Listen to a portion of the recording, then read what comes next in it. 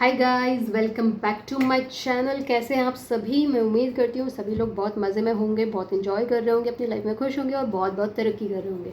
ये मेरा तकिया कलाम बन गया है क्योंकि मुझे लगता है कि आपको अच्छा ही अच्छा बोलना चाहिए सबके लिए। और जब आप अच्छा बोलते हो तो आपके साथ में भी अच्छा होता है। किस किस को ऐसा लगता है मुझे कमेंट सेक्शन में लिख करके ज़रूर बताइएगा कि ये मैंने बहुत ऑब्ज़र्व किया है अभी थोड़ा टाइम से कि जैसे जैसे आप अच्छी अच्छी चीज़ें बोलते हो ना, आप यूनिवर्स में वो अच्छी चीज़ें जब आप डालते हो ना तो यूनिवर्स भी रिटर्न में आपको अच्छी चीज़ें देता है, ऐसा मुझे लगता है। तो अगर आप लोग भी इस बात से सहमत हैं तो लाइक कर देना वीडियो को। ओके। और आज का वीडियो होने वाला है कि भाई अलाइनर को निकालते और लगाते कैसे हैं। ठीक है। अब भाई देखो, ऐसा है कि अलाइनर को निकालने के बहुत सारे तरीके हो सकते हैं ठीक है। पर अगेन डिपेंड करता है कि आप किस तरीके से। बहुत ज़्यादा एक्सपर्ट लोग अलाइनर को एक एक ही उससे निकाल लेते हैं, लेकिन मैं बिल्कुल भी आपको सजेस्ट नहीं करूँगी क्योंकि ये जो अलाइनर रहता है ना, ये रहता तो प्लास्टिक ही है। ओके, प्लास्टिक रहता है और जब आप इसके ऊपर थोड़ा सा ज़्यादा भी अगर प्रेशर लगाओगे ना, टूट जाएगा। तो आपको इस बात का ध्यान रखने की ज़रूरत है कि आप इस पर बहुत ज़्यादा ज़ोर आजमाइश ना करें कि ये टूट जाए। तो मैं किस तरीके से करती हूँ मैं आपको बता देती हूँ। अलाइनर आकर फिक्स रहता है बैक तक। ठीक है। कभी भी अलाइनर का फ्रंट से ना निकालें। जैसे मैंने अभी रिटेनर पहना हुआ है ना, तो रिटेनर भी रहता है अलाइनर जैसे ही है, थोड़ा सा फ़र्क रहता है। मैं इसके लिए एक वीडियो बनाऊंगी कि क्या फ़र्क रहता है अलाइनर और रिटेनर में। तो आप इसको कभी भी फ्रंट से नहीं निकालें। फ्रंट से निकालेंगे ना तो ये एकदम से बाहर निकल जाएगा और इसके गुम होने के चांसेस भी बहुत हैं। अगेन, लोअर टीथ का इस तरीके से ना निकालें। हमेशा हमेशा हमेशा ध्यान रखिएगा। वैसे तो आपको अलाइनर के साथ में ये मिलती है, तो आपको वैसे तो जब भी आप अलाइनर ट्रीटमेंट लेंगे आपको ये डेंटिस्ट के वहाँ से ही मिलती है, डेंटिस्ट के क्लिनिक से। ये एक हुक के तरीके का एक अलाइनर को रिमूव करने के लिए एक टूल रहता है और सेम टूल आपको अमेज़ॉन पे भी मिल जाता है। इस तरीके की वेबसाइट पे, अमेज़ॉन पे, ये इस तरीके के वहाँ पे ये आपको मिल जाता है हुक जैसा। इसको इस्तेमाल कैसे करते हैं? इसका ये जो एरिया रहता है बहुत शार्प रहता है। इसको मैं आपको अगर इस्तेमाल करने का इसका तरीका बताऊं तो आपके दो दांतों के बीच की जो जगह होती है ना, इसको वहाँ इस्तेमाल करें। अगर उसके अलावा और अगर आप और किसी जगह पे इस्तेमाल करेंगे ना तो ये आपको चोट पहुंचा देगा, आपके गम में ये घाव कर देगा। ये थोड़ा सा शार्प रहता है। ठीक है, इसका आप ये देख सकते हो, आपके गम्स जो होते हैं सॉफ्ट रहते हैं। दो दांतों के बीच में करने का क्या रीज़न रहता है कि दांत ऐसे कर्व में रहते हैं, ऐसे। ठीक है, तो यहाँ बीच में जो होती है ना ये स्पेस रहती है, तो ये आपको ना इतना हर्ट नहीं करेगी।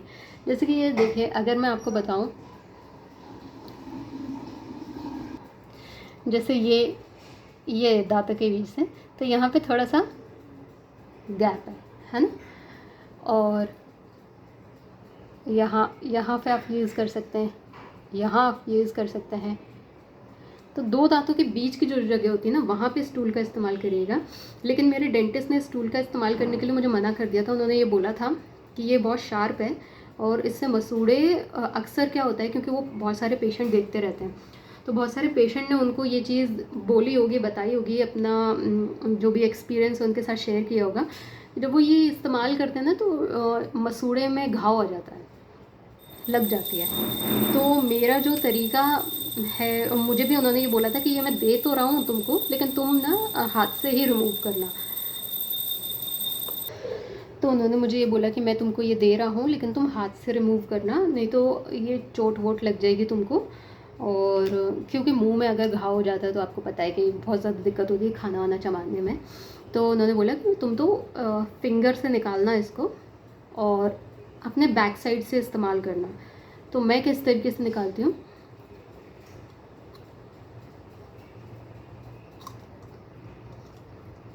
ये इस तरीके से ये आ गया बाहर।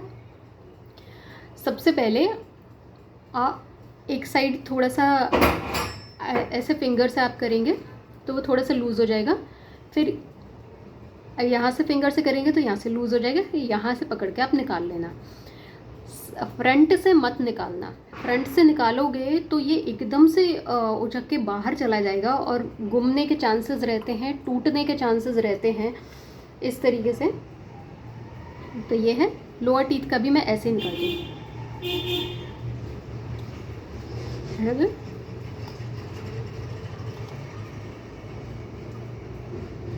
इजीली आ गया बाहर इस तरीके से।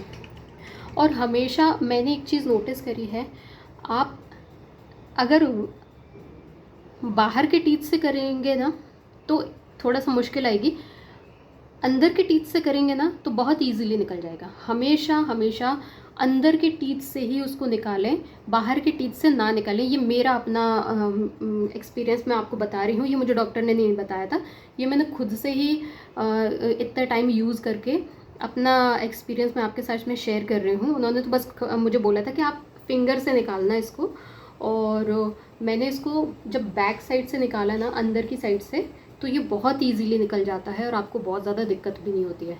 बजाय आप इसके अगर बाहर की साइड से निकालेंगे ना तो थोड़ी सी दिक्कत आपको हो सकती है। अगेन वो एकदम से उछल के बाहर आ जाता है, तो वो ऐसे उछलेगा नहीं। और इस तरीके से आप इसको निकाल सकते हैं बहुत ईजीली। नया सेट होता है, उसको निकालने में थोड़ा सा दिक्कत तो आती है क्योंकि नया सेट थोड़ा सा टाइट रहता है, तो हालांकि निकल जाता है वो लेकिन दांत बहुत दर्द करते हैं। जब आप निकालोगे ना नए सेट को, उसके बाद में आपको ऐसा लगेगा कि ओ गॉड कितने दर्द कर रहे हैं, बट ज़्यादा टाइम तक नहीं रहता है इस तरीके से। अब अगर आपको लगाना है तो आप किस तरीके से कर सकते हो, एक सेकेंड।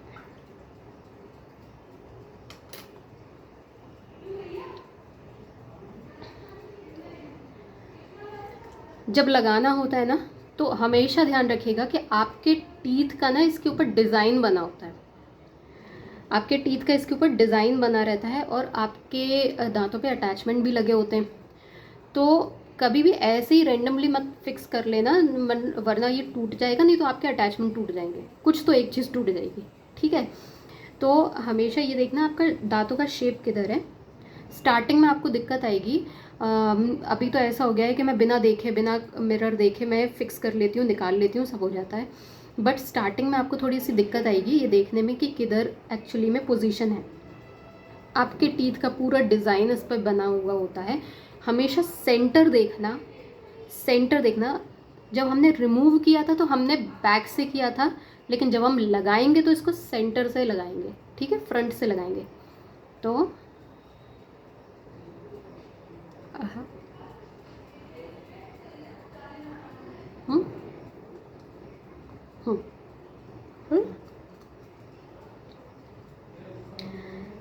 सेंटर देखेंगे, अपने टीथ के ऊपर पोजीशन करेंगे इसको।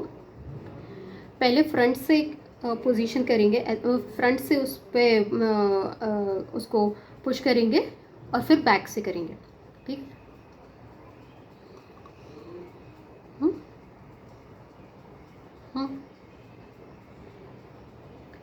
हो गया, निकालेंगे, निकल गया, लगाएंगे, फ्रंट से लगाएंगे फिर बैक से,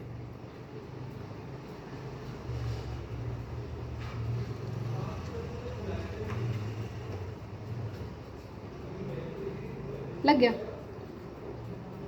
सेम लोअर टीथ का भी करेंगे। आपके टीथ का शेप बना होगा,